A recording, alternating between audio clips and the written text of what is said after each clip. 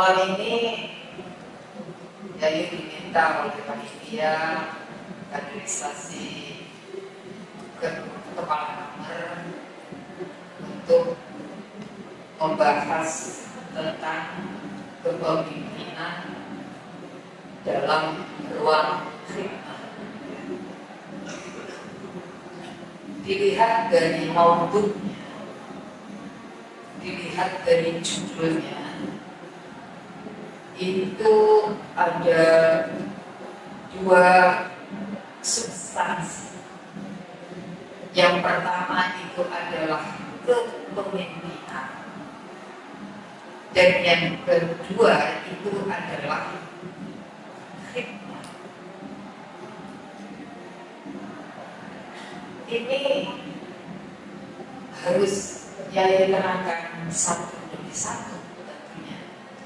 Dan apa itu kepemimpinan dan apa itu khidmat. Sebelum Yayu menuju kepemimpinan dan khidmat, Yayu sering mengulang-ulang bahwa tugas kita, ya, tugasnya kita secara personality itu ada dua.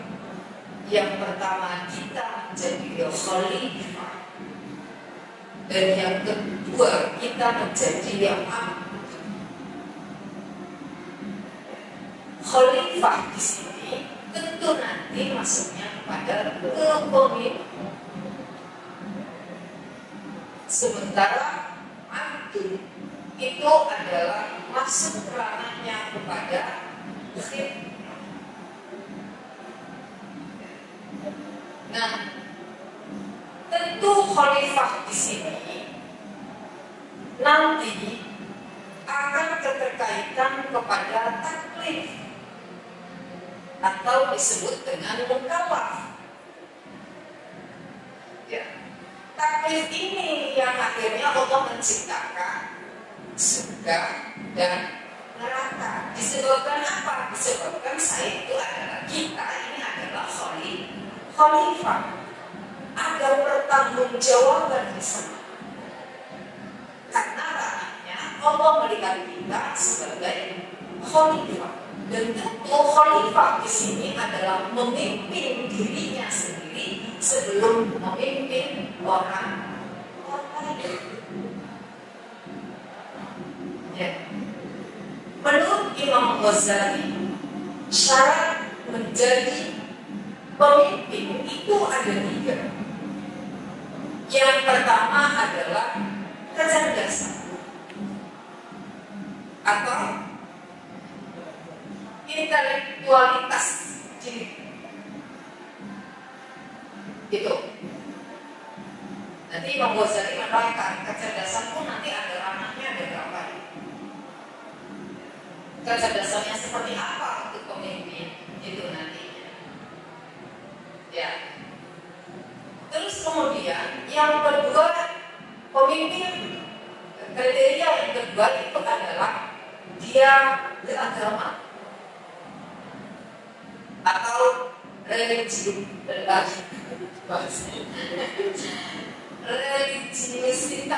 diri. Itu. Tentu nanti kalau masalah agama ini keterkaitannya nanti akan sangat sensitif sekali. Ya, sensitif sekali apabila anak kepada kepemimpinan. Nanti itu pun menurut Imam Ghazali, kalau berangkat lagi itu agama seperti apa? Begitu. Dan yang ketiga itu adalah akhlak atau moralitas diri.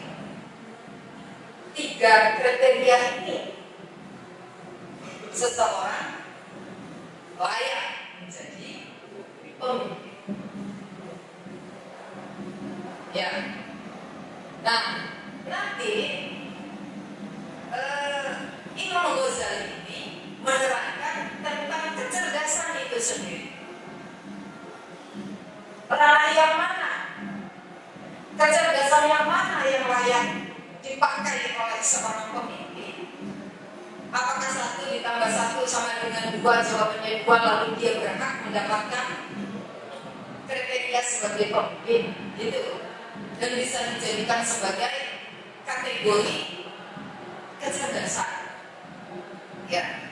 Nah, di sini Imam Ghazali menerangkan bahwa kecerdasan pun dibagi menjadi 4. Ya.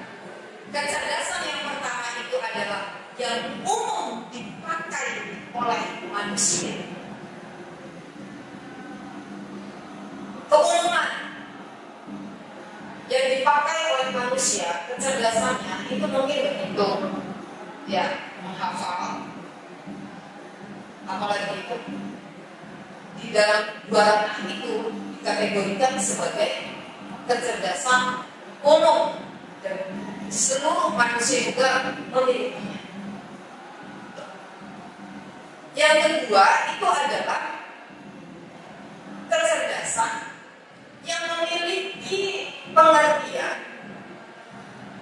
akalnya itu berfungsi bahwa ini adalah perkara yang benar dan ini adalah perkara yang salah. Benar gak ya? Orang korupsi menurut kamu orang bodoh apa orang pintar? Pintar, tapi menggunakan kepintaran secara keumuman manusia. Ya kan? Tapi dipakai nggak akalnya? Fungsi nggak akalnya? Tidak disfungsi dia. Dia sama sekali tidak menggunakan akalnya. Buktinya dia korupsi. Paham dia adalah perkara halal. Paham dia menggunakan bahwa ini adalah perkara haram. Tapi sama sekali tidak diperlukan. Ya. Kemudian berikutnya kecerdasan atau ya kecerdasan yang dihasilkan dari pengalaman. Beda kan? Ada orang yang pintar dalam karena dia itu jatuh bangun, gitu. Lalu dia cerdas, menjadi orang yang cerdas, gitu ya. Nah ini karena apa? Kecerdasannya itu dihasilkan dari pengalaman. Ya. Dan yang terakhir itu adalah akal yang melahirkan pada makrifat. Makrifat ini, nah, makrifat inilah yang ideal dimiliki oleh seorang pemimpin penyimbang kecerdasan-kecerdasan yang lain. Maksudnya apa? Kecerdasan yang melahirkan makrifat itu adalah iman dan ilmu. Ketika orang ya kan, kalau ditaklim, ya, kalau ditaklim, Allah itu hanya memberikan ilmu pengetahuan kepada manusia saja, tidak dimiliki oleh makhluk yang lainnya. Sementara kepada makhluk-makhluk yang lainnya itu apa? Ada asyujah, pemberani. Setan wanita, singa, maaf, ketat, wah, ya enggak. Tapi punya memiliki ilmu tidak? Enggak. Maka ketika ilmu itu dilahirkan, itu akan menjadi iman dan melahirkan takwa, lalu dihadiahi syaraf atau kemul. Jadi apa ya? Runtutan itu aja. Gak mungkin kita langsung menjadi syaraf kalau kita tidak menjadi orang yang berilmu. Gak mungkin kalau kita menjadi orang yang bertakwa kalau kita belum menjadi orang yang berilmu. Karena runtutannya itu adalah ilmu melahirkan iman dan takwa, lalu dihadiahi, dianugerahi kemul. Nyambung? Nyambung ya? Oke. Nah, berarti dari 4 kecerdasan ini yang wajib dimiliki oleh pemimpin adalah kecerdasan yang melahirkan makrifat. Ya. Maksudnya makrifat itu, aduh ya, makrifat disampaikan makrifat bukan itu, bukan definisi itu. Tapi definisinya itu adalah yang melahirkan iman dan ilmu. Bukan takwa, iman dan ilmu. Ya. Kemudian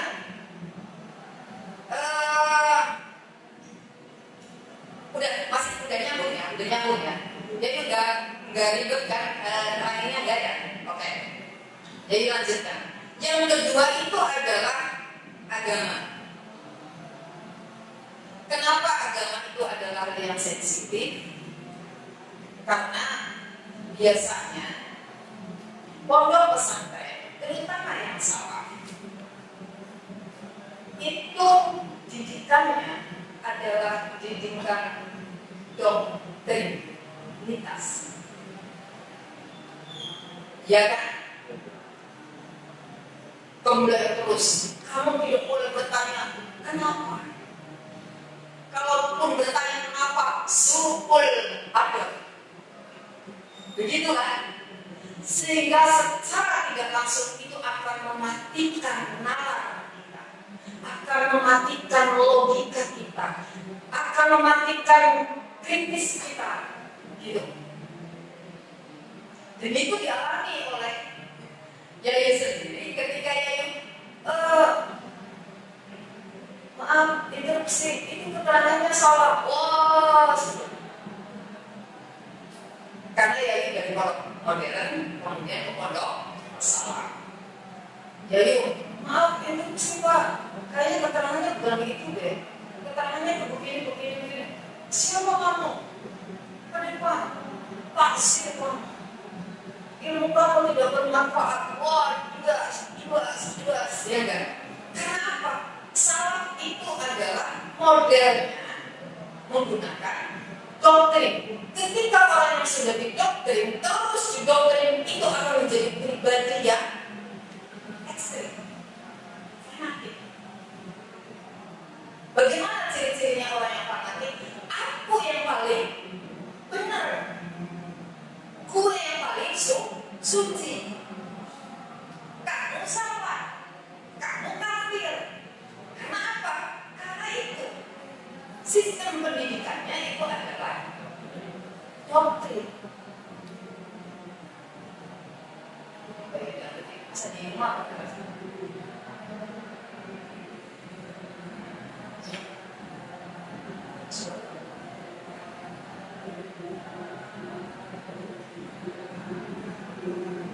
Ya. Jadi ulang lagi, ketika kita memberikan bagaimana caranya supaya tidak terjadi orang menjadi orang yang fanatik, terbuka, open minded. Apapun kita dikritik, kita terima. Makanya Jamu setiap pertengahan tahun pertemuan wali santri, kita menerima kritik yang sifatnya membangun. Ya kan?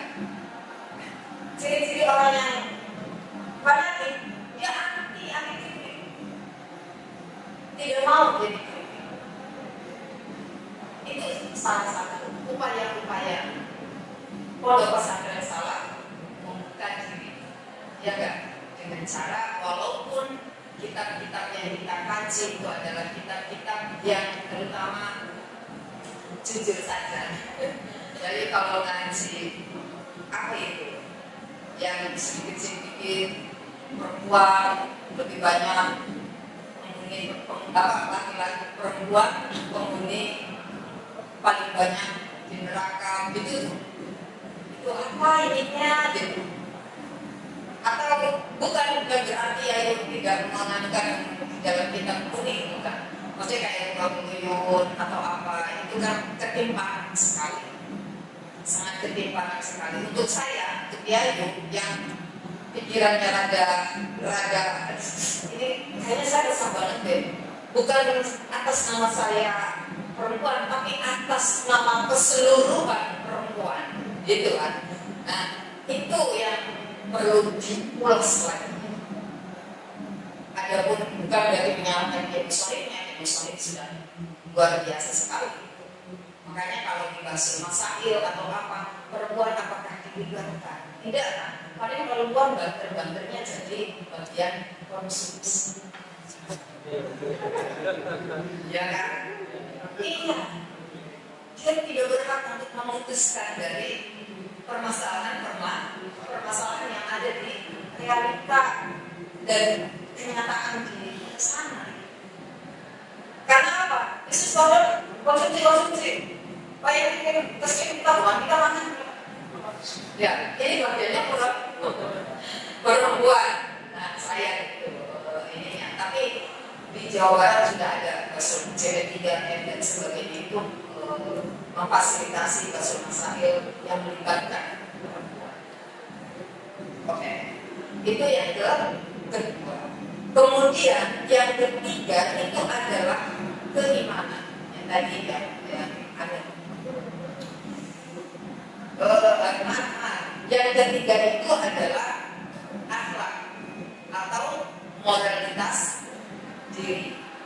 Nah, akhlak ini adalah salah satu sebab kenapa Allah ini mengangkat Kanjeng Nabi Muhammad sebagai nabi. Alasannya satu, karena akhlaknya mulia, bukan karena kecerdasannya. Makanya apa? Saya diketus di muka bumi ini untuk apa? Menyempurnakan akhlak, bukan untuk mencerdaskan umat.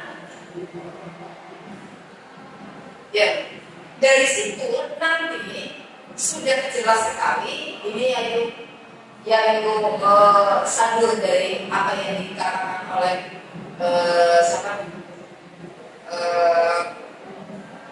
biasanya bahwasanya bukan agama yang membentuk orang ini, tapi akhlak.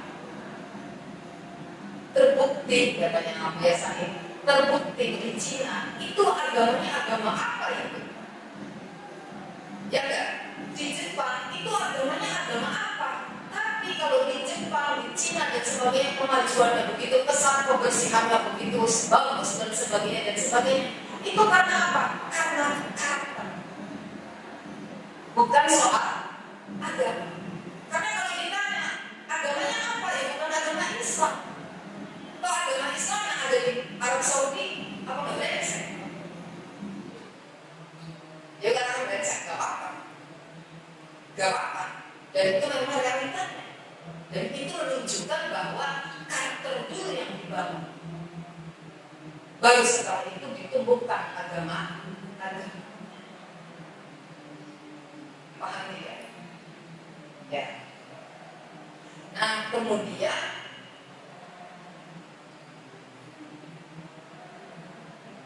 seseorang yang dianggap memiliki moralitas diri itu adalah dia mampu menjaga dirinya.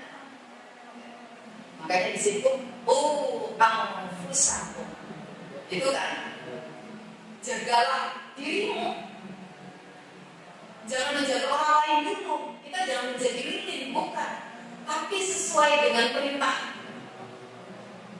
bahwasanya anfusakum wa ahlikum. Nah, itu jaga sampean lan keluarga sampean sing api neraka. Diri kita dulu yang harus kita jaga. Baru orang lain pun sama. Kita nggak terlalu banyak ngomong ke orang lain. Yang perlu itu adalah teladan kita. Walaupun contoh kecil, jadi membuang sampah sembarangan. Dengan sendirinya kamu mengambil sampah yang tadi dibuang sembarangan, lalu kamu masukkan ke tong sampah. Itu sudah sangat moralitas yang tinggi sekali. Dengan dalih biasanya tidak mau mengambil sampah yang bergeretakan dengan alasan itu siapa yang buang, bukan saya. Ya enggak? Iya gitu. Iya. Setuju nggak mau begitu? Itu lewat orang yang rela mengantarkan anak saya, lalu matur kepada Buya bahwa ini anak saya, anak yatim, mau masuk ke pondoknya Buya dengan tanpa tes. Buya bilang masuk, asal Ramadan di sini. Itu kata yang antar saya. Gak ada orang yang gak dites terus langsung masuk. Biasanya keluarga saja. Itu sehingga saya keluar dari rumah langsung ke makbalnya Mbak Awani, bahwa ini apa barokahnya saya dari pesantren di Semarang. Saya selalu kali umum itu saya selalu menghabarkan yang tadi. Sehingga itu tadi, ini adalah bentuk khidmah di doa. Ya kan? Seperti apa yang dikatakan oleh Imam Syafi'i, saya bukan orang soleh, tapi saya suka orang soleh. Dengan harapan supaya anak keturunan kita menjadi orang-orang yang gitu kan? Saya itu adalah ahli maksiat, tapi saya tidak suka sama orang yang maksiat. Dengan harapan anak saya nanti ketika dia menemukan hal yang seperti tidak baik, itu remnya pakok, remnya gitu. Ya, ada sampai lucu. Nah, ini tadi khidmah bil nafsi, khidmah bil mal, dan yang ketiga itu adalah khidmah bil doa. Silakan kamu mendoakan siapa saja yang menurut kamu itu adalah orang-orang yang mulia, orang-orang yang soleh. Itu dengan harapan memberikan keberkahan bukan hanya kepada diri kita, tetapi kepada keturunan kita. Ya, nah ini terakhir. Ya, jika kita diberi kesempatan oleh Allah untuk mengabdi dengan doa, maka dengan segala kekuatan dan keyakinan lakukanlah. Orang gue tenaga tidak ada, uang apa lagi? Ya sudah, saya menggunakan lakukan. Ya. Jika kita diberi kemampuan berupa rezeki yang banyak, maka bisa kita khidmah bil mal. Setiap bulan ngasih uang untuk umpamanya pembangunan pondok. Itu namanya khidmah bil mal. Jika seperti kita mendapatkan rezeki yang banyak, maka kita khidmah bil mal bukan lakukanlah, tetapi pertahankanlah. Dan yang terakhir, jika Allah memberikan kesempatan pada kita untuk bisa berkhidmah dengan diri kita sendiri, maka lakukanlah dengan syarat lillah. Dengan syarat lillah dan ikhlas. Karena itu balik ini semua, insya Allah telah memberikan janji dan kebaikan setelah kita melakukan khidmah yang tadi.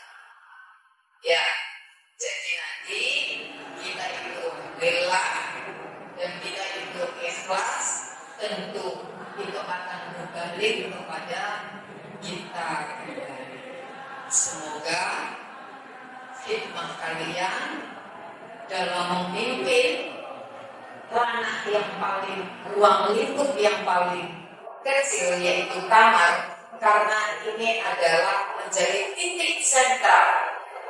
Ya, anak anteng atau tidak biasanya dari kepala kamar. Ya, Kepala kamar itu seperti orang tua, bukan lagi sebagai ayah, tapi kedekatannya itu seperti seorang ibu. Duduk dan ngantong nih kono, insya Allah orang-orangnya juga akan tenang. Ya. Dan ini salah satunya. Ketenangan kamu itu mempengaruhi pada lingkungan. Tapi ketika kamu resah, ketika kamu galau pun lingkungan kamu pun gak galau. Ya. Jadi usahakan fresh, usahakan happy, diusahakan karena kita akan memberikan energi yang positif. Itu masuk semua. Ya, kepemimpinan itu ada 3 kriteria. Yang pertama itu adalah kecerdasan, yang kedua itu adalah, yang ketiga itu adalah sekarang khidmat itu ada berapa? 3. Yang pertama khidmat, yang kedua adalah khidmat, yang ketiga adalah jika kamu punya khidmat doa, lakukanlah. Ketika kamu khidmat ilmu, pertahankanlah. Tapi ketika kamu khidmat menggunakan tenaga kamu, maka usahakan lillah dan ikhlas. Ya.